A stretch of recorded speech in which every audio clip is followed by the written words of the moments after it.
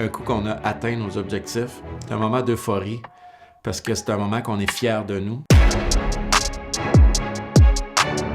Mon nom est Éric Bédard, actionnaire chez Nagano Skate. Je suis aussi entraîneur au programme sport-études à l'Académie Les Estacades et aussi au développement des entraîneurs avec Excellence Sportive Mauricie. J'ai patiné déjà de mon plus jeune âge, environ à 4-5 ans, jusqu'à une quinzaine d'années à Saint-Tite. J'ai eu la chance ou l'opportunité de patiner à plusieurs niveaux, dont les Jeux du Québec en patinage de vitesse, les championnats canadiens, les Jeux du Canada, les Coupes du monde, les Jeux olympiques à 3 reprises comme athlète. Ce que j'aime, c'est des choses qui se ressemblent parce qu'on va vraiment dans le multisport puis que c'est directement lié aux athlètes. L'image du drapeau que tu représentes, peu importe si c'est ta région, ta province ou ton pays, l'image du podium, l'image des coéquipiers qui t'ont emmené là, peu importe si c'est à l'individuel ou le relais. Je suis revenu des Jeux du Québec avec 2 médailles d'argent, une médaille de bronze et puis ça a vraiment été un tournant dans ma carrière parce qu'à partir de ce moment-là, je dis écoute, avec ce que j'ai mis comme effort, j'ai réussi à être sur le podium, mais ma décision de prendre 2 patins de vitesse à l'automne 87 résulte de quelques mois avant mes résultats et mon expérience aux Jeux du Québec.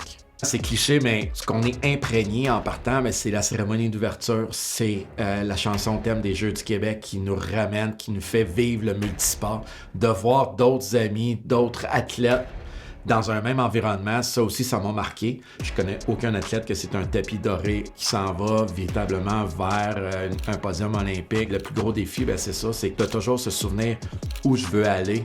Puis le chemin pour y aller, faut pas qu'il soit trop sinueux. Il faut qu'il soit le plus direct possible, mais un chemin direct pour aller au résultat n'existe pas. La plus grande fierté, c'est réussir à faire l'équipe nationale.